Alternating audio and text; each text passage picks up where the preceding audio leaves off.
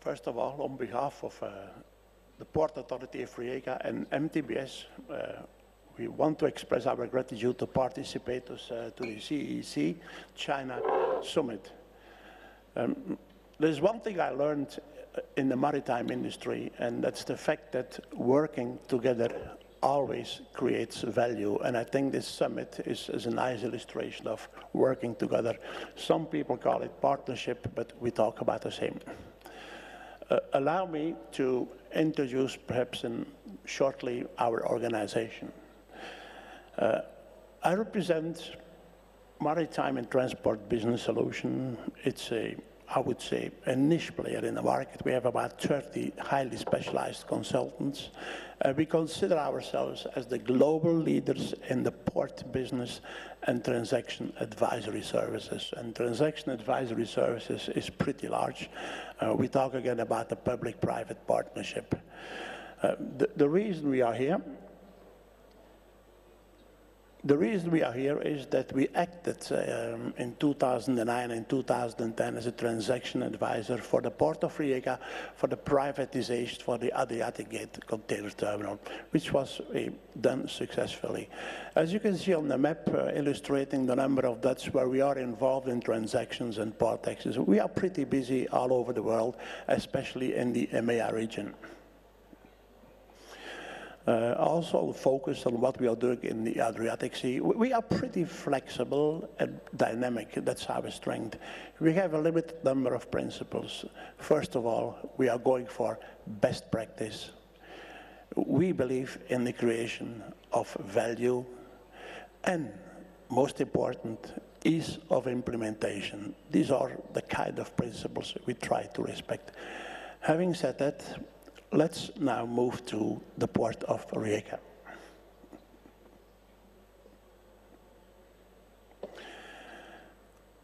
Port of Rijeka is the gateway port for the Republic of Croatia, and it is also a transit port for a number of hinterland locations and Hungary, as we know. Now, hinterland locations are always very competitive, and our objective of a Port of Rijeka is to strengthen our competitive position in serving what we call the hinterland locations. That's our key objectives, and we are pretty successful in doing that. Key issue is today is our container business, where we reached up to over 200,000 TEU with a cost accelerated growth rate of 9%, which is impressive. Don't forget that the privatization only started or was signed in 2010.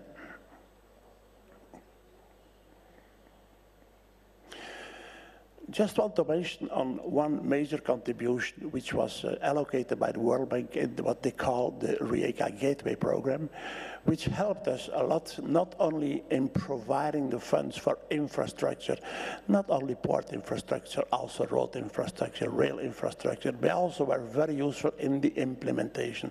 It's always the same implementation. That's what it's all about, what we call the ease of implementation. Even institutional reforms were realized through that gateway program. And even today, that gateway program is still active. The port industry is a complex industry. It's also an emotional industry. We all know that. Complexity means in terms of stakeholders, but today we have three major stakeholders. It's, of course, the Port Authority, it is Luka Rijeka, and the Adriatic Gate Container Terminal. These are the three major stakeholders today. There are many more, but these are the three which really are active on loading and unloading on the quay walls. I want to add a new stakeholder that is coming up, and what we call here is the Zagreb Pier Deep Sea Container Terminal. That's a new stakeholder that will become real life before 21.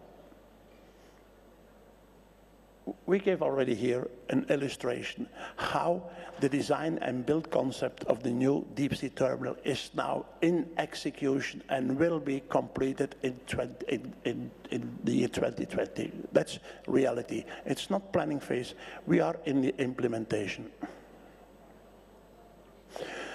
Something I want to repeat, and was addressed yesterday already by the State Secretary of Croatia, is our contribution as a port. We will add value to the concept of one belt, one road. We are in the potential to unlock more value on the maritime side for this concept. We are a strong believer and supporter of that initiative, and we are going for that partnership. There's one thing I would like to address specifically here. It's the fact that the Port of Rijeka benefits from what we call the 10T corridor status. We are on the Mediterranean corridor, but we are also on the Adriatic-Baltic corridor. And on top of that, we contribute to the One Belt, One Road concept.